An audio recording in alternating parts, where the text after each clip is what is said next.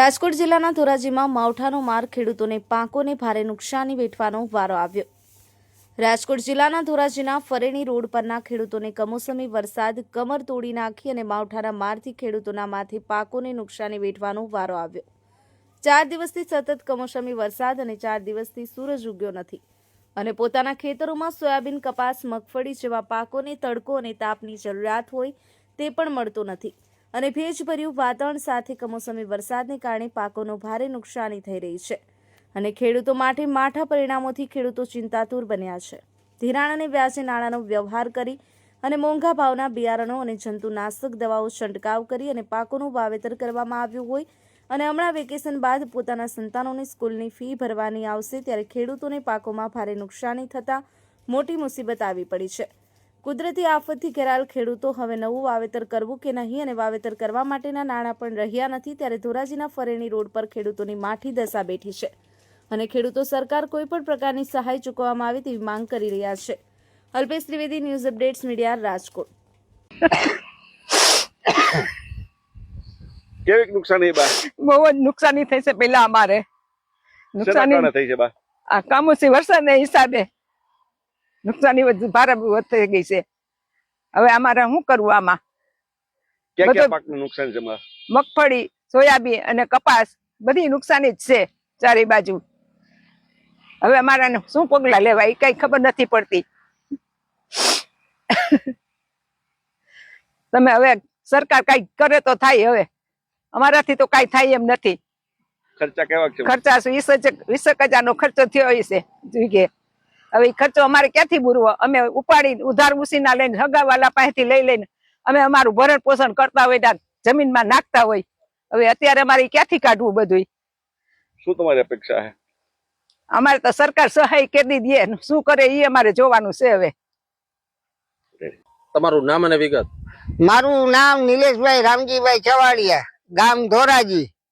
અત્યારે કમોસમનો 4-5 દિવસથી આ વરસાદ આવે, 12 વીઘાના સોયાબીન અત્યારે હાવ પલરી અને ખાક થઈ ગયા છે। અત્યારે 2 મણે હાથમાં આવે એમ નથી, ખર્ચા ફૂલ થઈ ગયા છે। સરકાર પાસે શું આશા? સરકાર પાસે એટલી જ માગણી આપણી કે કાંઈ થોડીક સહાય કરે। અત્યારે 2 મણે સોયાબીન હાથમાં આવે એમ નથી, ભૂકો બધો પલરી ગયો છે। કેવી નુકસાની છે? નુકસાની અત્યારે આમ ગણો તો 100% છે, પણ 20% હાથમાં આવે એમ છે। સરકાર સહાયની વાતો કરે છે, આપે કે નથી આપતી? હવે સહાય વાતું તો કરે, હવે આપે ત્યારે ખબર પડે। આ બધું નુકસાન કેના કારણે? આ વરસાદના કારણે, અત્યારે કમોસમી વરસાદને કારણે નુકસાન થયેલ છે। અત્યારે 12 વીઘાની અંદર હાવ રાખ થઈ ગયું છે। અને વિગત કમોસમી બાબત? જમનભાઈ રૂપાપરા, ફરણી, બરોબર। કમોસમી વરસાદ થતા ખેડૂતને બહુ મોટું નુકસાન થયું છે। જેવા પાક કે કપાસ, સોયાબીન, મગફળી અને ડુંગળી, તમામ પાકને બહુ મોટું નુકસાન થયું છે અને કપાસને તો બહુ મોટી નુકસાની આવે। 4 માલ કમ્પ્લીટ હતો અને માલ બગડી ગયો, બરોબર। મગફળીમાં પાછળ પડી ગયા, માંડવી બગડી ગઈ અને હજી પાછળ નીચે પાણી છે, એ બધું ભેજવાળું છે, બહુ મોટી નુકસાની છે। મગફળી પાલો ઘાસચારો બધો ફેલ થઈ ગયો। સોયાબીનમાં પાછળ હતા તે જે સિંગું પચકી ગઈ અને બહુ મોટું નુકસાન છે। ડુંગળીમાં પીળા પાન થઈ ગયા અને ગાંઠું ઉપર પાણી લાગી જતા મોટી નુકસાની। શું કહેશો સરકારને પૂગે એટલું મદદ કરે યોગ્ય। સરકાર મદદની વાત તો કરે છે, શું કહેશો? મદદ મળે છે ક્યારે? સરકાર તાત્કાલિક યોગ્ય આનો નિકાલ કરે, બરોબર। ખેડૂતને મદદ કરે એમ, જે તે પાક ફસલ બધા નિષ્ફળ ગયા છે એમ। નામ અને વિગત? મારું નામ મનસુખભાઈ દયાભાઈ માતુકિયા। સોયાબીન, માંડવી, કપાસ એમાં નુકસાની બહુ છે અટાણે। કેના કારણે? આ કમોસમી વરસાદના કારણે।